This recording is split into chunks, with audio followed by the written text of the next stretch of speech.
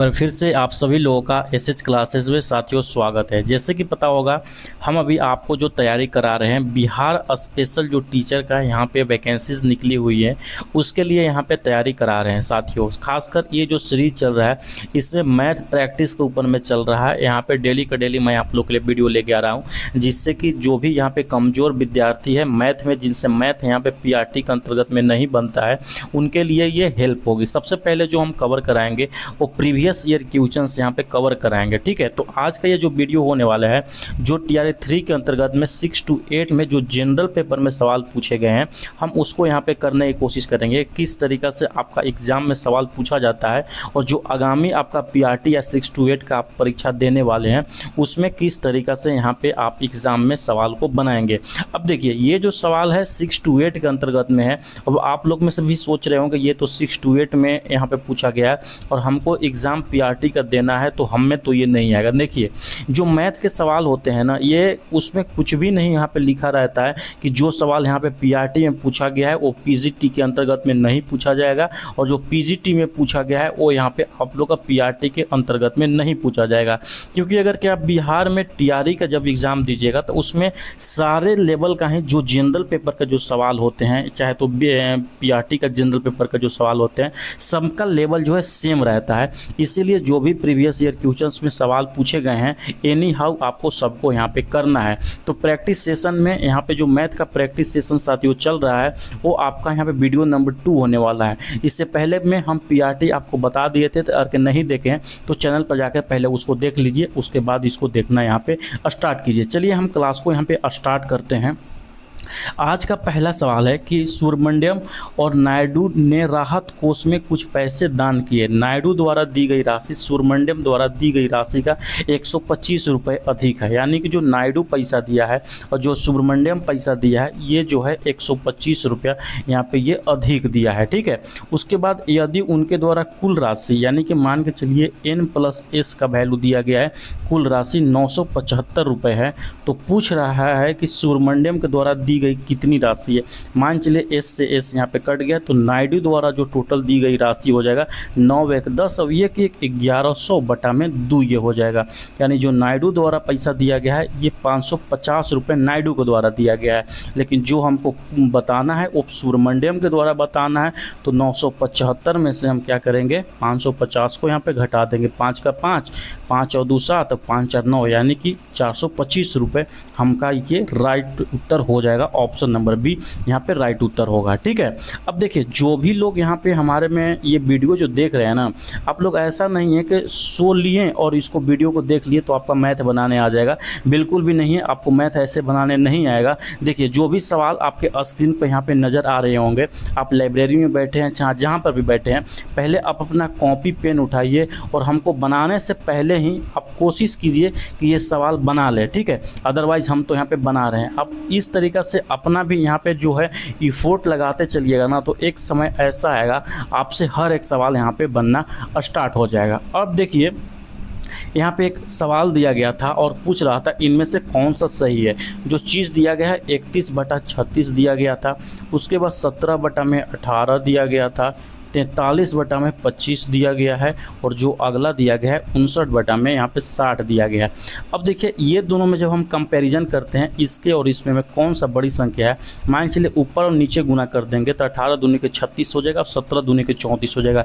यानी कि ये जो है अंश इसका बड़ा हो जाएगा, इसलिए ये संख्या यहाँ पे बड़ा होगा। अगला भी अगर उसी तरीक़ा से देखते हैं, इसमें यहाँ पे 1 का डिफरेंट है और इसमें देखिएगा 2 का डिफरेंट है, और ये बड़ी संख्या है इसीलिए यहाँ पे ये बड़ा हो जाएगा। फिर सेम एज अगर के देखिएगा, ये जो 59 और 60 में 1 का डिफरेंट है और 43 और 45 के बीच में 2 का डिफरेंट है, और ये संख्या बहुत ज़्यादा बड़ा है, इसीलिए ये भी यहाँ पे बड़ा होगा। तो ऑप्शन नंबर ए अगर के एलिमिनेट करना चाहें, ऑप्शन नंबर ए यहाँ पे ये राइट उत्तर हो जाएगा। ठीक है, अगला सवाल की तरफ बढ़ते हैं। अगला सवाल जैसे कि स्क्रीन पर देख पा रहे होंगे, बहुत ही बेहतरीन ये सवाल दिया गया है और आपका बताना है कि इसका वैल्यू कितना है। अब देखिए, यहाँ पे दिया गया है 3100 साथियों 25 दिया गया है, वो भी एक पहले पॉइंट देकर ये दिया गया। अगर कि इसको हम लिखना चाहें तो किस तरीक़ा से लिख सकते हैं कि 5 बटा में हम 10 लिख सकते हैं, और पावर में यहाँ पे लिख सकते हैं 5 पावर में लिख सकते हैं, और जो कि पावर में यहाँ पे और दिया गया है -2 बटा में 5 दिया गया, ये 5 से ये 5 कट गया, 5 दूनी के 10 हो गया, यानी कि 1/2 के पावर में देखिएगा -2 हो गया। और जब ये ऊपर में जाएगा 2 के पावर में 2 होगा, और जो हमारा आंसर आ जाएगा कितना आ जाएगा, 4 आंसर इसका आ जाएगा। कितने लोगों का ये 4 आंसर आया आप लोग जरूर से ज़रूर बताइएगा। अगला सवाल की तरफ बढ़ते हैं, चौथा नंबर क्वेश्चन। चौथा नंबर भी सेम सवाल आपसे यहाँ पे देखिएगा था, पूछा गया था। 1 के पावर में 5 दिया गया है और इसका होल के पावर में 3x दिया गया है, ठीक है। और उसके बाद देखिएगा यहाँ पे 0.008 दिया गया है। तो इसको किस तरीक़ा से लिख सकते हैं, 2 बटा में हम 10 कर सकते हैं और पावर में 3 कर सकते हैं। यहाँ से ये 3 कट गया और 2 पच्चे 10, यानी कि इसका जो है आधार दोनों को बराबर हो गया, तो यानी कि पावर भी बराबर हो जाएगा, x बराबर 1 के वैल्यू आ गया। अब ये सवाल हमारा देखिएगा तो यहाँ पे पूछ रहा है 0.25 x का वैल्यू 1 आ गया, तो इसका जो राइट उत्तर हो जाएगा 0.25, इसका राइट उत्तर हो जाएगा ऑप्शन नंबर सी, यहाँ पे राइट उत्तर होगा। देखिए पीआरटी के अंतर्गत में भी आपसे इसी टाइप के सवाल पूछे जाएंगे और वहाँ पे आपको बनाने होंगे। अब ये सवाल देखिए, 2 संख्याओं का अनुपात दिया गया है, उनके और बीच के अंतर 264 दिया गया है, तो दोनों संख्याओं में से छोटी संख्या आपको निकालना है, ठीक है। 2 संख्याओं का क्या अनुपात दिया गया है, 34:25 दिया गया है, और दोनों का अंतर यहाँ पे 264 दिया गया है। आपको पता होना साथियों, जो भी अनुपात में अंतर आएगा वो भी टोटल फाइनल आंसर में भी वही उसका अंतर आएगा, यानी कि जो 11 का वैल्यू दिया गया है 264 दिया गया है, इसीलिए 1 का वैल्यू देखेंगे तो कितना जाएगा, 11 दूनी के 22, 11 6 44। और पूछ रहा है छोटी संख्या, इसमें से 14 हमारा छोटी संख्या है, तो यहाँ से 14 से गुना कर देंगे, 24 चौके 96 होगा, और 24 से कम 24 होगा, ये 6 हो गया, 9 4 13 के 3, 2 अब 1 3, यानी कि 336 यहाँ पे संख्या राइट उत्तर हो जाएगा ऑप्शन नंबर ए। किन लोगों का इसका आंसर आया जरूर से जरूर कमेंट सेक्शन में बताइएगा। अब ये सवाल बहुत ही बेहतरीन सवाल है, बहुत सारे लोगों से ये सवाल नहीं बना था, इसलिए आप लोग जरूर से जरूर पहले हमारे बनाने से पहले कोशिश कीजिएगा। सवाल दिया गया है x के पावर 4 प्लस में y के पावर 4 बराबर 17, x प्लस y बराबर 1। सवाल पूछ रहा था x² y² माइनस में 2xy का वैल्यू निकाले।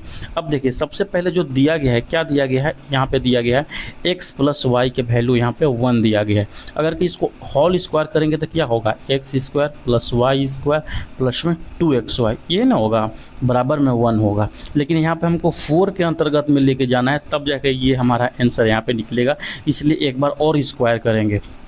एक बार और स्क्वायर करने से पहले x² प्लस y² को हम लिखेंगे 1 माइनस 2xy, इस तरीक़ा से लिखेंगे। फिर से अगर के हम इसको स्क्वायर करेंगे तो क्या हो जाएगा, x से पावर 4 प्लस में y के पावर 4 प्लस में 2x² और y² होंगे। लेकिन अगर के इस साइड में हम स्क्वायर किए तो यहाँ पर भी स्क्वायर करना होगा, तो इसको क्या करेंगे, इस 1 का स्क्वायर, एक 1² प्लस में 2 दोनों के 4 x² y² माइनस के चिन्ह है तो यहाँ पे माइनस हो जाएगा 2 गुना में 2xy, यही ना होगा हमारा।